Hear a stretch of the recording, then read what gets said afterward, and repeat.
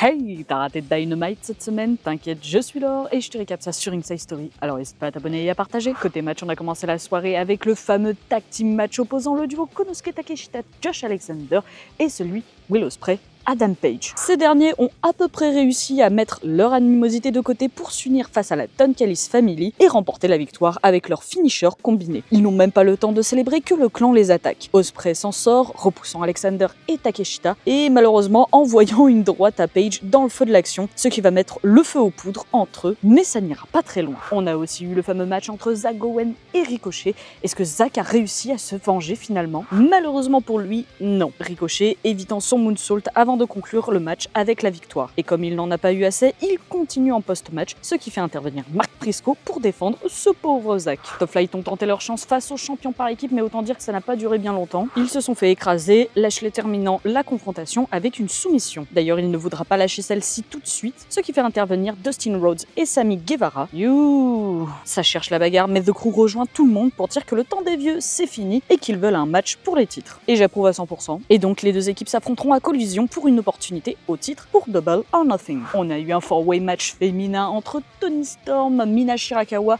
AZM et évidemment Sky Blue qui fait son retour. Un match hyper sympa, mais c'est évidemment la plus belle et la plus grande de Toni Storm qui va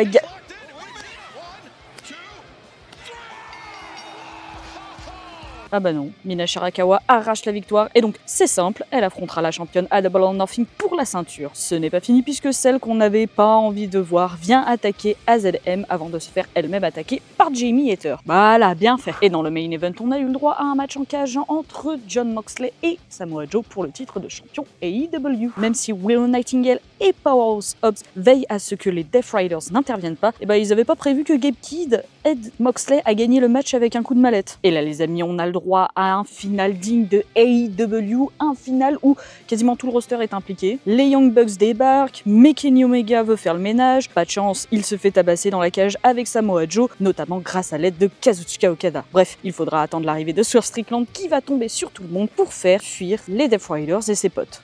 Et c'est pas fini les gars, parce que oui, Swerve Strickland va prendre le micro pour proposer un Anarchy match pour Double or Nothing, et là c'est fini.